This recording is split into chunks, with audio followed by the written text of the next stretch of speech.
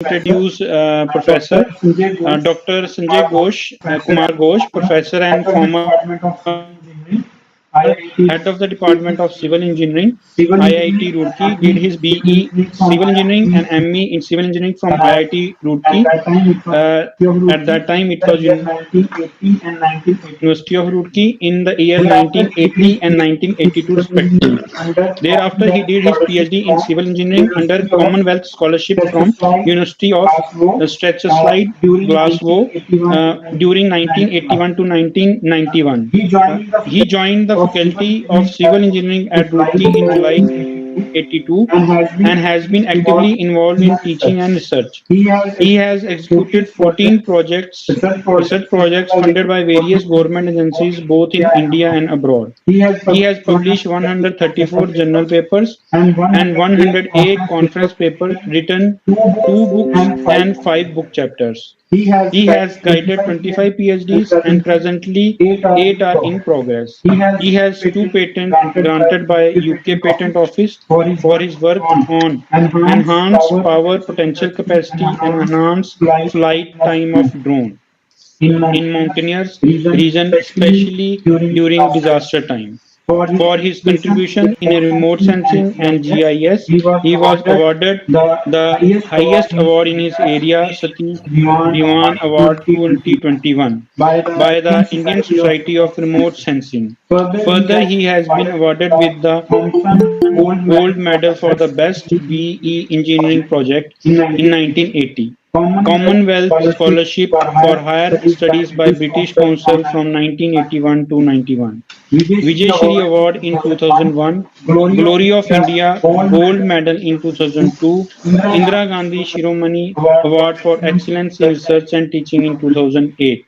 He has been also actively involved in administrative work such as Member of Senate since 2007, Head of Civil Engineering 2019 to 2022, Member of Board of Governors 2020 to 2021, Member of the Building Committee from 2020 to 2021 of IIT Roorkee. He has been the expert committee member of 7 DST committees, member of Academy Council for 5 universities, panel member of 3 public service commissions. He was appointed the coordinator for GATE 2020 to formulate the proposal of inclusion of geometric engineering paper in GATE examination. Professor Sanjay Ghosh has been involved in MBA process since 2004 and has done 66 visits to various institutes as subject expert and 32 visits as chairman. So we have eminent personality with us, who will enlighten us with his expert lecture on accreditation, new perspective. Sir, please. Yeah, thank you. Please slide को वो कर दीजिए। Full कर देना slide. हाँ हाँ उधर ही present है, प्रेजेंट उधर ही है। फुल स्क्रीन कर, नहीं शो नहीं हो।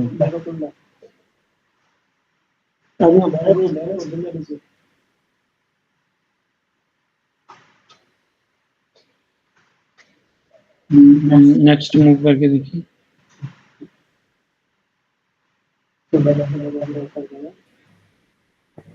नहीं सिग्नल चला गया उधर में।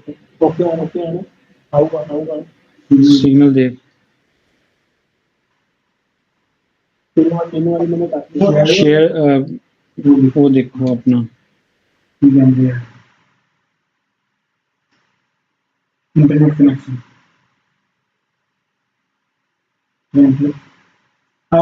सर जिस पीसी पे हमने किया है ना उसका इंटरनेट कनेक्शन लूज हो गया, बस अभी दोबारा। Sure, no problem.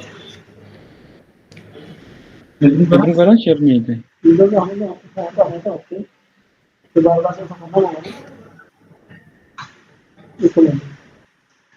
किसी क्या नेट चला से हो? नहीं अपना चला से तो अपना चला लो हो गया।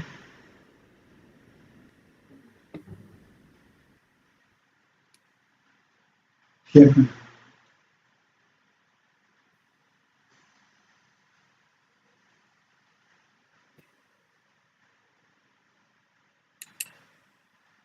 ठीक है। देखो, हो गया। जी। मेरा वो on free. So you can start now. Okay, right. All right, thank you. Well, good afternoon, everyone.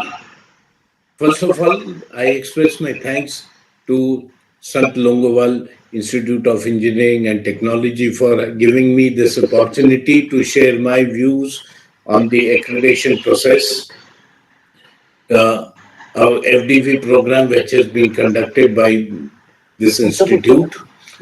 Today, I'm going to talk about the accreditation program, accreditation process, a new perspective which has now is about to be started, which we are calling it as OB 2024. This particular activity is presently going to be implemented for tier 1 institutions, but over the period of time it will be also extended to tier 2. So before I move ahead, I would like to sort of just revise a couple of things, as to what actually accreditation is. Accreditation is a process of quality assurance and improvement.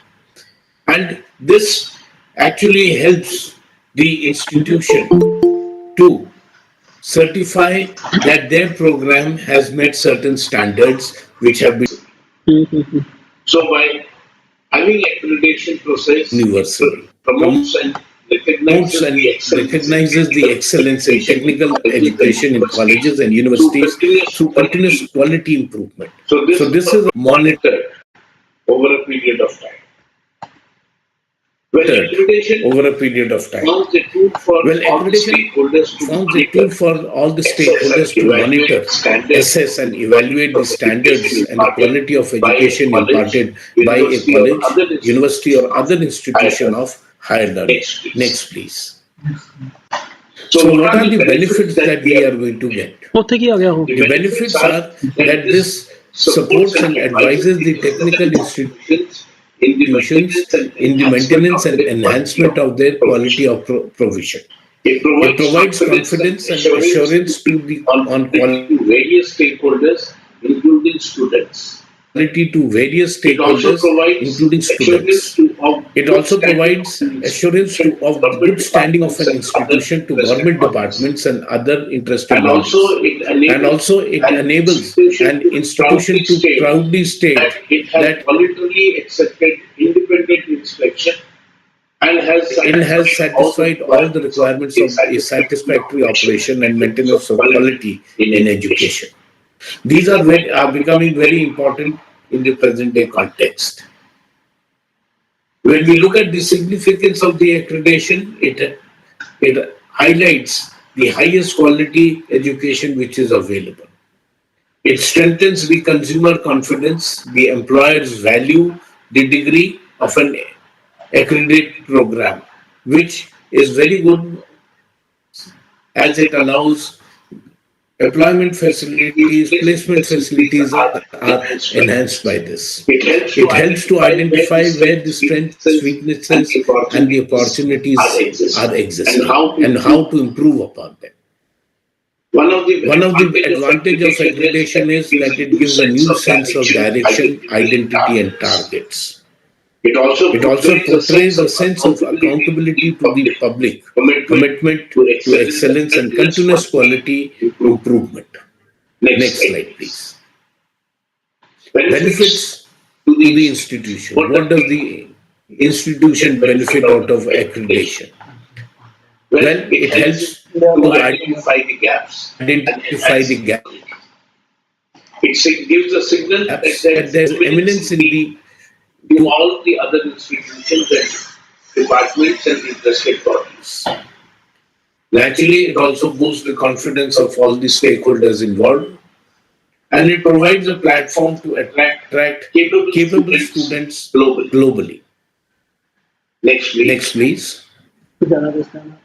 Benefits to the students. What do this do? I always consider students as the first stakeholder in this whole system of MBA. So it provides opportunity to continue higher education in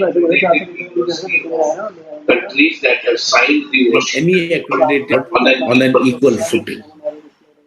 On completion of the higher education, it is also possible to start as a chartered professional or start their own business. So one does not have to go additional qualification test to start their consultancy or as a their chartered professional. consultancy It or as also a chartered certifies that the professional. student It also possesses all the certifies that the qualities student necessary possesses all the for qualities professional necessary for education. professional education. Next slide. Next slide, please. Now let us look at, when we are looking at all these things, it is Now it is good that we look at how that this development of the engineering profession will take place. Well, there are three stages. One is the graduate state, wherein at this graduate state he is looking at the engineering education so as to build up his knowledge base and and attributes to enable the the graduate to continue learning and proceed to formative development that will develop the competences required for independent practices. Having done this, the graduate then proceeds ahead into his professional career, and in the initial phase, there is a period of formative development wherein the student or the graduate he interacts with his peer group and tries to develop competences required for independent practices, so that over a period of time he can start taking a major role in the team and go ahead with decision making processes. Once that is attained, he can register as a practitioner and expand his competence. So professional registration actually helps the student move ahead in his career, specifically those who are moving towards consultancy or who are providing knowledge-based advancement in in the area of education and in the area of industry. The third phase is that some of the graduates may also like to register for the international register. Now Now, this register is a document, which identifies who are the people who can be contacted at different parts of the world and have had the experience of going through the institutions, their institutions have gone through a process of accreditation. Well, there are several international accords which are available for the recognition of graduates of accredited programs, of each signature by the remaining signatories. So, next slide, please. Yes. Next slide, please. Yes. International, what we find is that in order to have international registry, we have to see that we are accepted by international accreditation bodies, and there are three accreditation bodies which are accords which are there. One is the Washington Accord, which provides mutual recognition of programs for engineers. The second is the Sydney Accord, which provides recognition to engineering technologists, and Dublin Accord, which provides mutual recognition to engineering technicians. Now these accords are accepted by have been generated and have been accepted by various international bodies such as the International Professional Engineering Agreement, the International Engineering Technologist Agreement, and the Agreement for International Engineering Technicians to provide the recognition of a professional registered in one signatory jurisdiction obtaining recognition in another. So there is a transferability if you are accredited, your institution is accredited by one of these accords which are there. Now, when we look at these accords define certain terms. One is the graduate attributes and the other is the professional competence. Graduate attributes, next please. Graduate Graduate attributes attributes are a set of individually accessible that outcomes that are components of indicative of the graduate's to acquire potential competence to to practice acquire at the competence appropriate to level. practice at the appropriate level. These graduate These attributes graduate are very attributes clear, are very very clear and very well-defined well defined statements of statements expected of capability. expected capability. And And these these graduate attributes graduate also guide attributes also various guide bodies various bodies in or revising developing or their revising their accreditation accreditation with a system view of with a seeking view a of signatory seeking a status. signatory status. The graduate The attributes graduate serve to attributes serve to identify distinct characteristics as well as areas of identify distinct commonality between characteristic as well as expected areas of outcomes of different commonality types of between programs. expected outcomes of So different types these of attributes are programs. transferable So between each these of the attributes are accords which are transferable there, and they between each also of help the accords which are there, subsequently and to they also update help and upgrade subsequently the to update and mechanisms of upgrade the accreditation as mechanisms of defined by each accreditation country. as So this is a defined by very each important of the.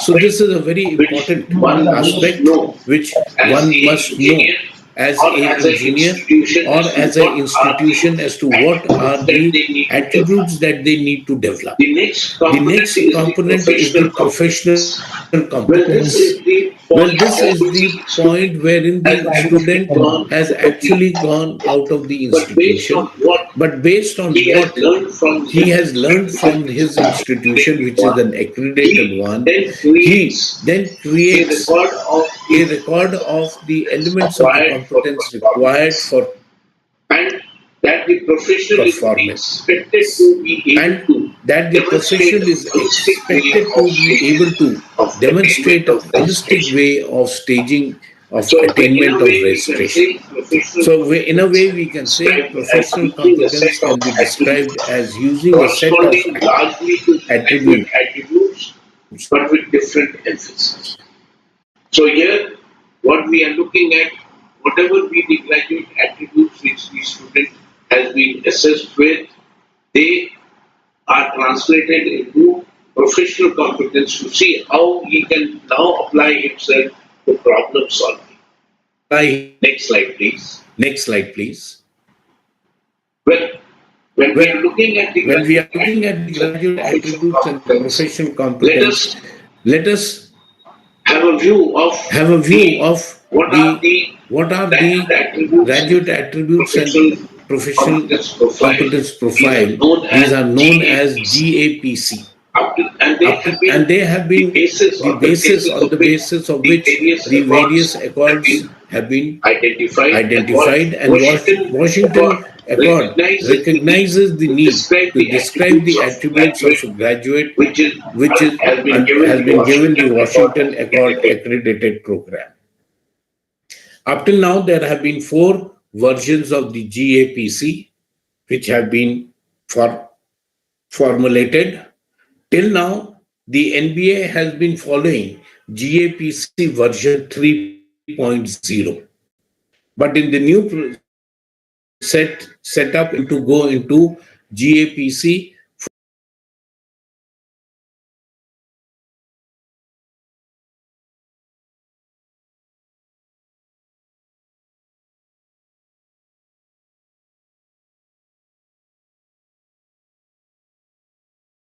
was actually accepted in June 2005 at Hong Kong, and it was accepted by 5 signatories of the agreement, which were, that is, the 5 countries which were there.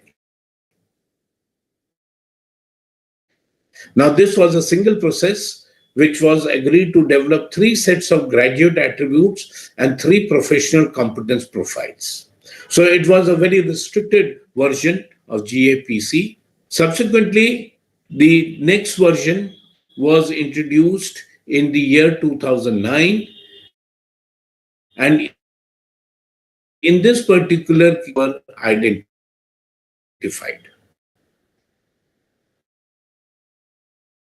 These actually allowed the system to become a robust one. Based on the next slide, please. Based on the version 2, version 3 was formulated, and this was brought in the the year 2014. And in this particular case, a large number of improvements to the wording of the graduate attributes and supporting definitions were identified. However, it was found that the number of improvements of the wording that were given were not a change in the working process of that it assessment created of accreditation. The present version which has been proposed, the present version of PC version 4 is one which has been recently accepted on 21st 2024, and the graduate attributes and the professional competences have been reviewed with a clear understanding that they reflect contemporary values and employer needs. They cover diversity and inclusion, ethics to reflect current and emerging thinking, address the intellectual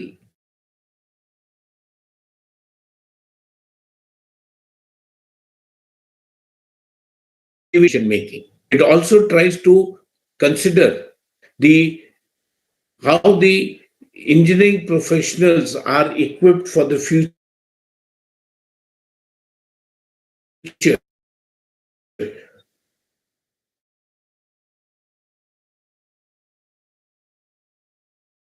to incorporate 4.0 as that UN sustainable goals. And these sustainable goals have a very far-fetched goal which has been introduced gap have a very far-fetched implications and impact on the society. In a nutshell, the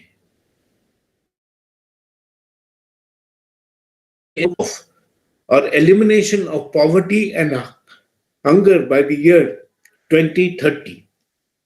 I will have a small discussion on this SDG later on. Another thing which has been observed in GAPC version 4 is that there have been changes made in the range of engineering activities, knowledge and attribute profiles, range of problem solving, graduate attributes, and professional competence profiles. So now in this particular scenario, the knowledge and attribute profile, graduate attributes, and professional competence profile now refer to the UN SDG. That is, they try to see how these can be integrated into the assessment process of accreditation. So, the salient features of GAP-C 4.0 can be enumerated as, first of all, the knowledge profile has been changed to knowledge and attitude profiles. Second is that the engineering education has been widened to emphasize digital literacy, data analysis, UN SDG, knowledge of relevant sciences. Another aspect which was there in the earlier GAP-C 3.0, wherein there were two attributes, that was engineer and society, and environment and sustainability. Now they have been combined and put under what we call it as the engineer and the world. Furthermore, a strong emphasis on the knowledge and awareness of ethics, diversion and inclusion has been placed.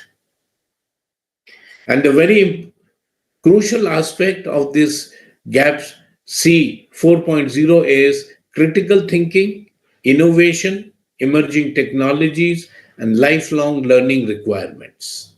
These are some of the things which have been highlighted in GAP-C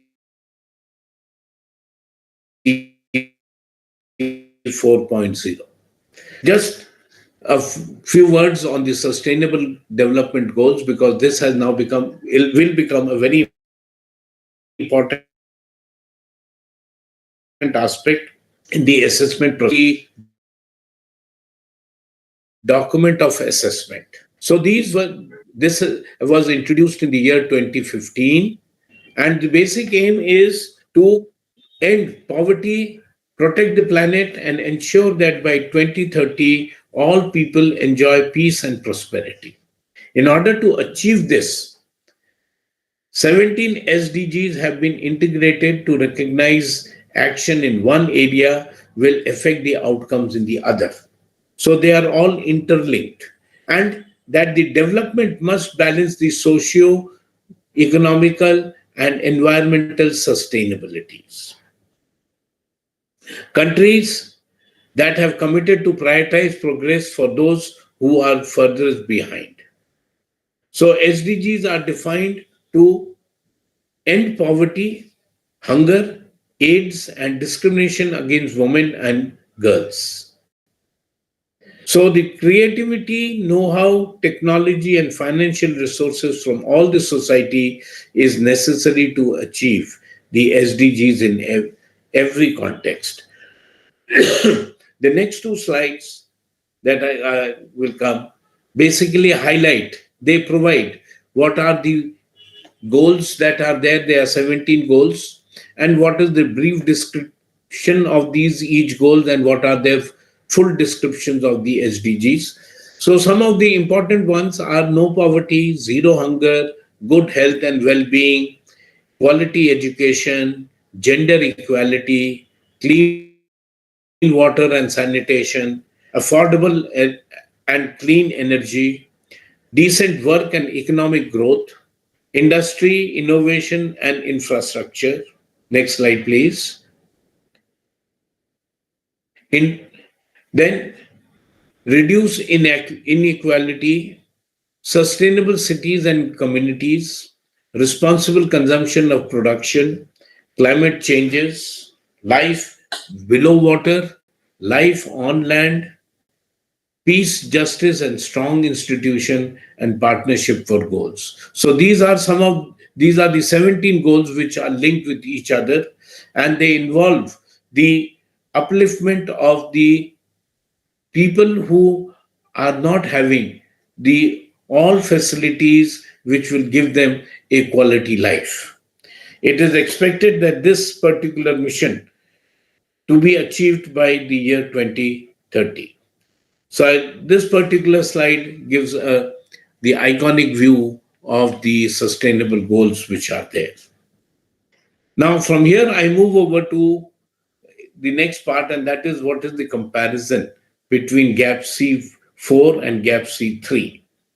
Well, when we try to see at the GAP C4 to GAP C3 of Washington Accords graduate which are there, by and large, what has been observed is that there has been more refinement in terms of the Washington knowledge informations which are there.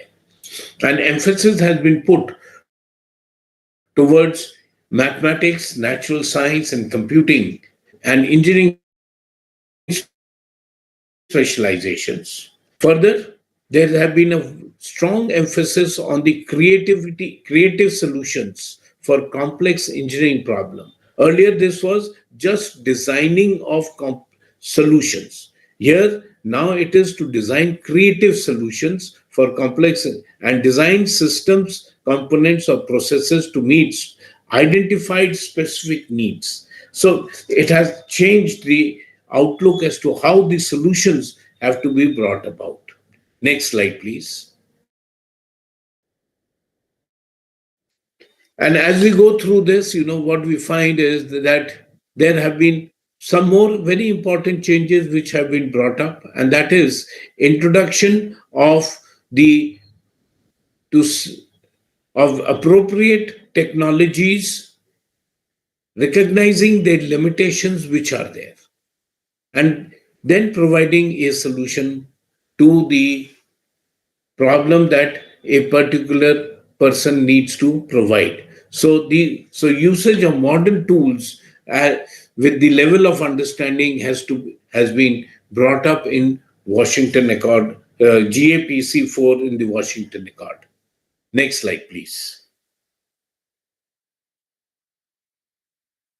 Then the next one is to recognize the needs of and preparation of ability, that is lifelong learning has also been improved upon. Well, what we find in GAPC4, there are only 11 graduate attributes which have been there, whereas in the previous one was only 12. Next slide, please. We can skip this slide can be skipped. Yeah, please come to the next one, which is the accreditation process in India. Are we there? Hello? Yeah, please. Yeah, thank you. So in India, the National Board of Accreditation, NBA, along with the National Assessment and Accreditation Council are the two bodies which are responsible for accreditation. NBA accredits technical programs, while NAC accredits general colleges and university.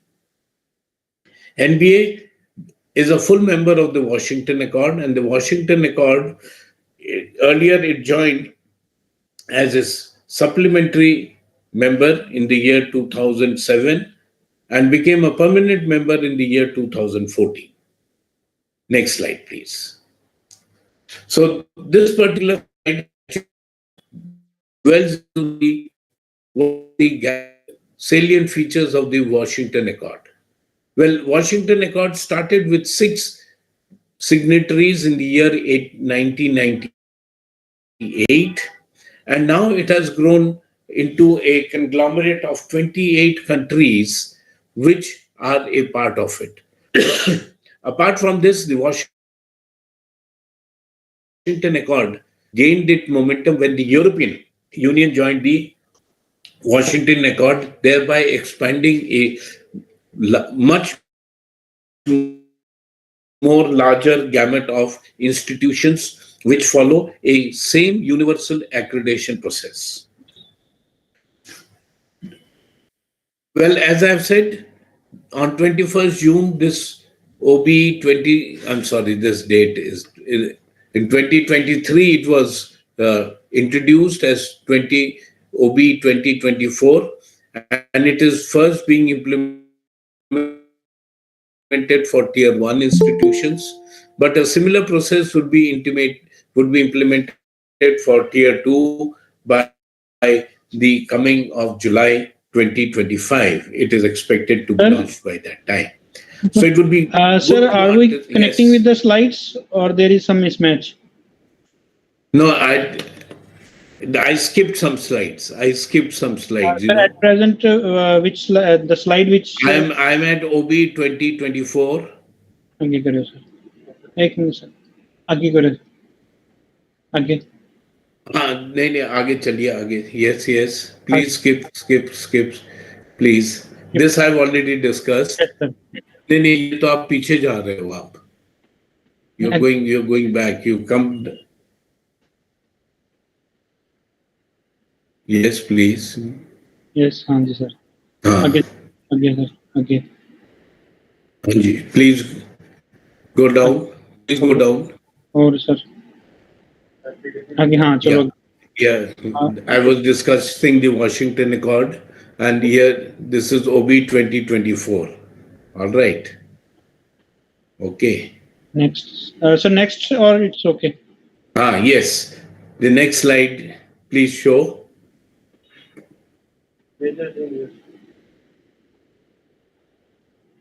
All right. So when we look at, I'm now discussing some of the salient aspects of OB 2024. And the very first document which is there is, it shows that earlier we had 10 criteria. Now this has been reduced to 9, of which the program level criteria have been enhanced from 7 to 8. while the institution level criteria have been reduced from 2 to 1, which means there is going to be a rigorous assessment at the program level, and one can see the weightage is about 88% of the whole accreditation process. One of the salient thing is that the first year of a particular program has now been brought under the gamut of the program level criteria. So it would be not be separated from the program, but it would be within the program, and thus all the 4 years performance of a particular program would be taken while we are looking at the program level performances. So, which means that there is going to be a more stringent way of looking at the achievements of the program which are there. Next slide, please. Now, here I am just taking up some of the important changes which are taking. Earlier, when we used to talk about curriculum structure, the curriculum structure specifically had to be taken into consideration as being defined by the body under which the institution was coming. But now there has been a change which has been brought up, and that is that here the teaching learning scheme actually tries to consider how much hours are being spent in various components like classroom instruction, lab instructions, teamwork learning. So, how many hours are being spent? And based on the total number of hours which is there, the credits are now being identified.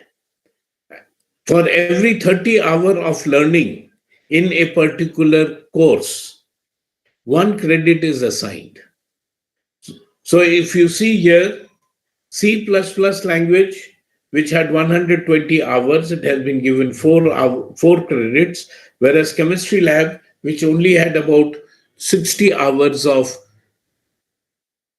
teaching, has been given 2 credits. So the credit definitions will now be on the total number of hours that are being spent in teaching a particular course, which means that the institutions will have now the bodies, universities will have to look into this particular aspect more stringently and just arbitrarily cannot assign a particular credit which is there. Next slide, please. Another part is that there has to be a clear-cut definition of the curriculum components for all the years. So, what are the curriculum components? Basic sciences, basic engineering, humanities and social sciences, program course, program electives, open electives, projects, internship and seminars, and so on.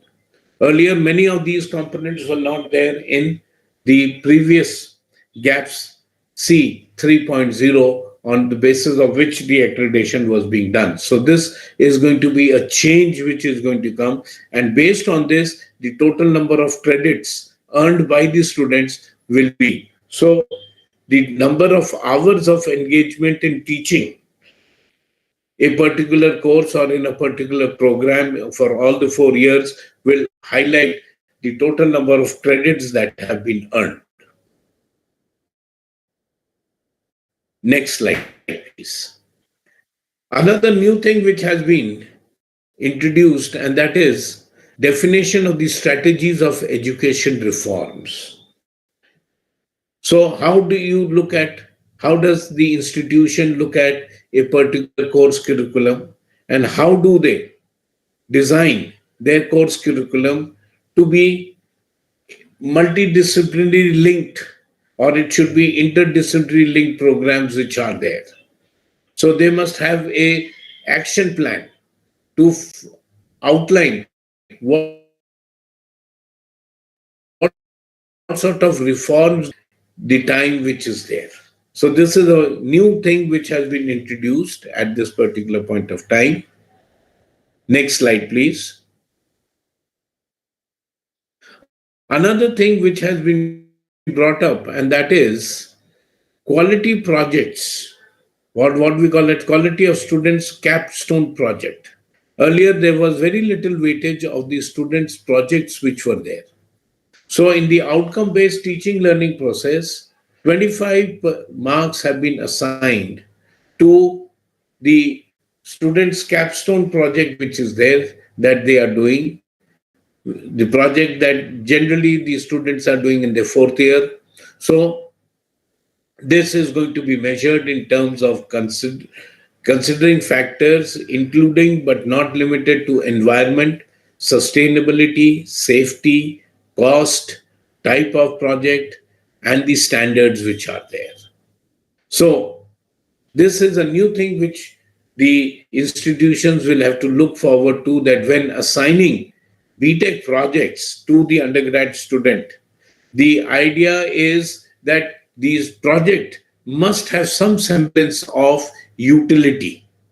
So the student should be made aware of what are the various factors that he or she must consider when they are doing a particular project. And this also means that the faculty also has to now very cautiously assign problems to the undergraduate students so that they include these particular parameters.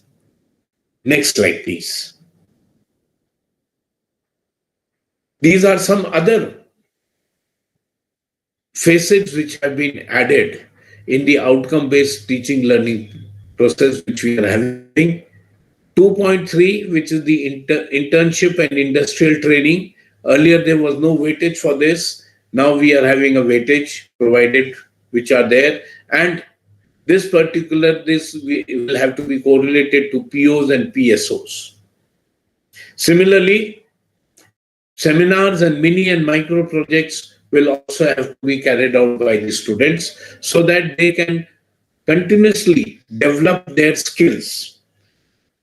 Through seminar, they will develop the skills of acquiring information through studying various case studies and various works which are being carried out and present a report. While mini projects and micro projects could be small problems which address to one small area in order to give the student an idea as to how they will be developing their skills in problem solving.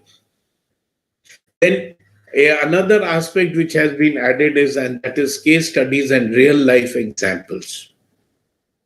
In this particular, it is expected that the institutions will provide case studies and real life examples through the process of tours which may be conducted time to time so that the students visit the actual sites or they visit the industry or they visit the labs. Research is type of technology idea regarding the type of innovation that may be possible in the coming years. Apart from this, another aspect has been added, and that is inclusion of SWAYAM, NPTEL, MOOC, and self-learning courses which are there, which have to be defined by the bodies, controlling bodies, that these courses are taken by the students and they are given the credit. In many places, there is no such provision of the same, and thus the student does not go beyond the course curriculum, whereas now it is expected that the student must enhance his skills through self-study. Next, please.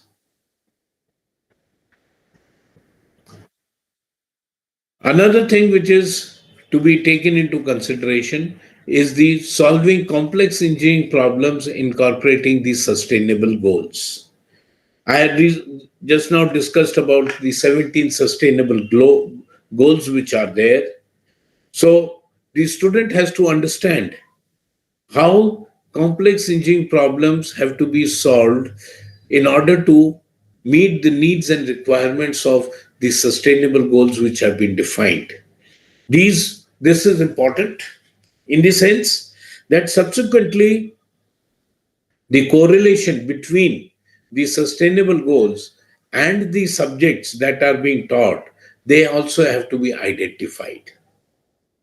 So if there is a course, say supposing environmental engineering in civil engineering, then in that particular case, the SDG, corresponding SDG accomplishment will have to be also tagged that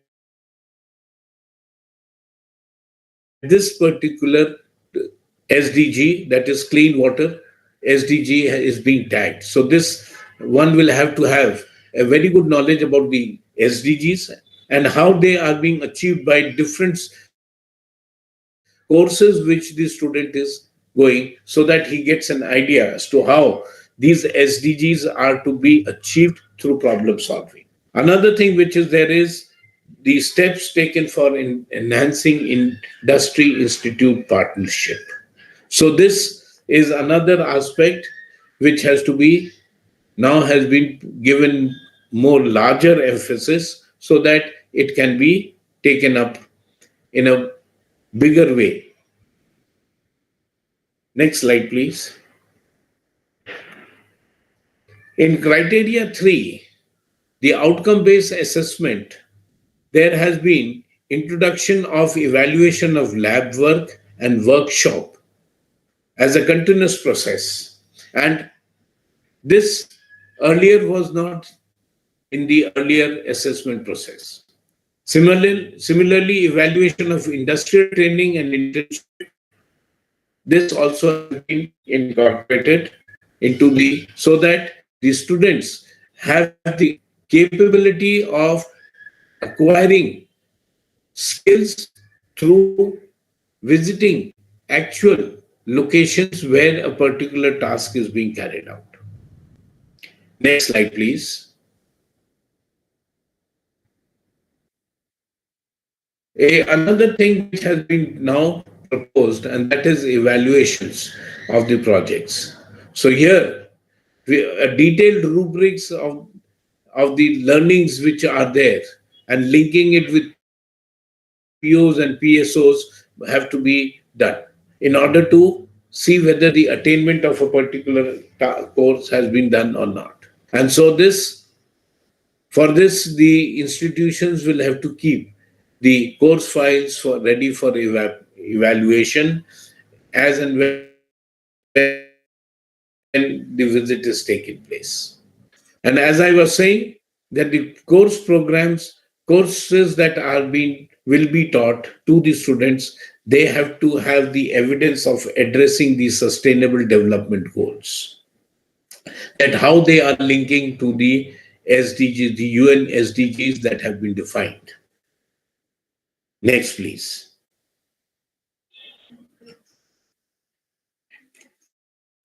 Considering the NEP 2020, a provision has been made that a student can have a exit as and when he desires, and that he may also come back and continue again. Now, under such circumstances, there has to be provision of how to account for what is the student admission ratios, how to compute the student faculty ratio. All these things have to be taken into consideration. So some of the new parameters which have been for example, the sanction number of seat, the total number of admissions which are there, the lateral entry, what we have come with is the next thing is how to account for the students who. So this has to be taken into consideration. So now here what are divisions of the students which are there. And we will have to exclude the students who are coming through, who are being admitted through multiple entry and exit points, so as to get the desired number of students who are there when we are evaluating the student performance. Next slide, please. So this is just a sample, of how the things have to be computed. So here the student faculty ratio has been taken into consideration, considering that there is a PG program also. So 2 years standard is 18 seats are provided there. So based on this, the total number of students in the particular department in UG 1, 2, 3, and 4, because now first year is also part of the program. So the total number is there. Another unique aspect which has been brought in, and that is the concept of allied departments. This concept has been introduced because nowadays we are talking about multidisciplinary and interdisciplinary programs which are there, which means that there can be programs wherein a certain portion actually is taken care by the parent department, say computer science and engineering. Now, computer science and engineering, they may have allied uh, courses which are running. So, incorporating AI and ML or data analysis. So, there can be different allied programs. So, there can be faculty who are teaching in those particular programs which are there. So, those faculty will be taken into consideration when we are computing the student faculty ratio. Earlier, we used to exclude that, but now we are including that, and based on that, the total number of the student who are there is computed and the faculty student ratio is computed. So this is a major change which has been brought up in 2024, OBE 2024. Next slide, please. So here the computations of the same is being carried out. All right. Then, next slide, please. Now coming to criteria 6, which is the faculty contribution.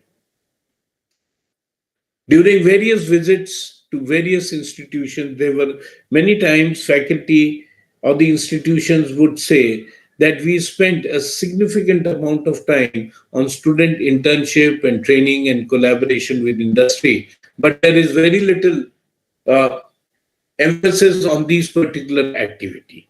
So based on this, many of these faculty members also were of the opinion that their active collaboration with the industry should be recognized. And so this particular aspect has been brought up into this particular new document, OB 2024.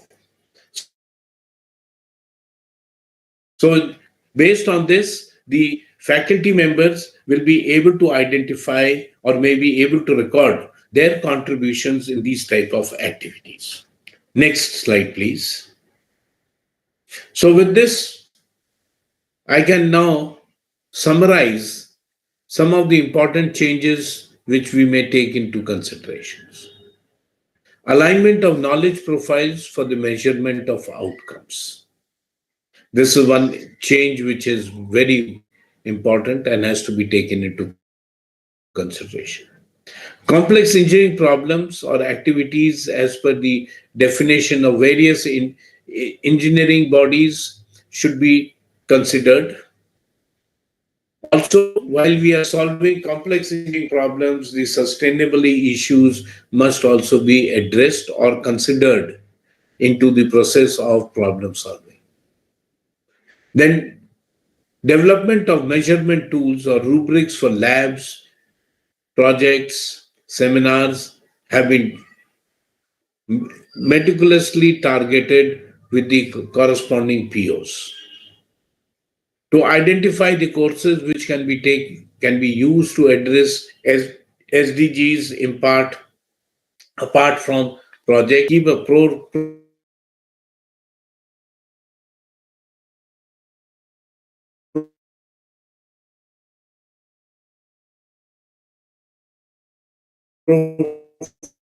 portfolio record keeping of the during their stay, and the institutions may keep a record of such landmark projects which are there. Introduction of the allied department and considering the same in terms of the SFR, and also in various other such as cadre proportion or retention ratios computations may be and have been so designed that they take into consideration the concept of allied departments which are there. Also, faculty, there are new criteria which have been introduced for faculty contributions, and that the institutions may look into these very meticulously and keep a record. Finally, there is no separate first year criteria. It has now been pooled with the major program for which the accreditation is being carried out. And it may be noted that instead of 12 POs, now NBA is having only 11 POs, and there are only 9 criterias in the SAR instead of 10. So, with this, I end my presentation. Thank you, everyone, for your patient hearing, specifically when there was in the initial phase we were having certain hiccups. Thank you, everyone, for a patient hearing. Any questions? You're most welcome. Participants, if anyone has any query.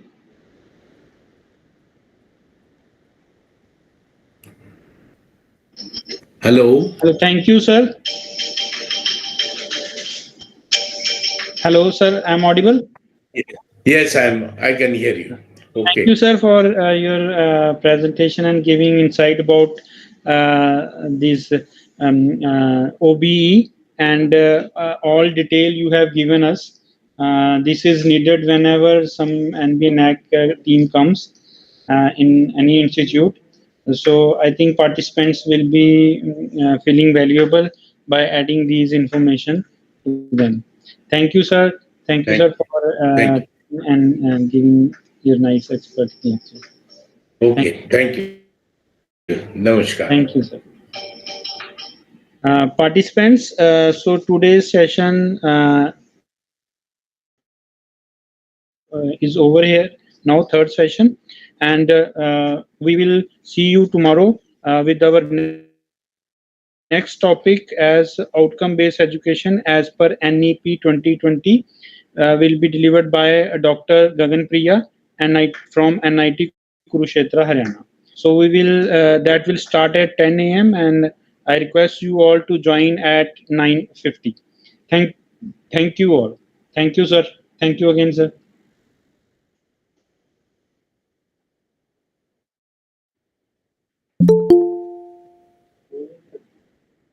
Yeah.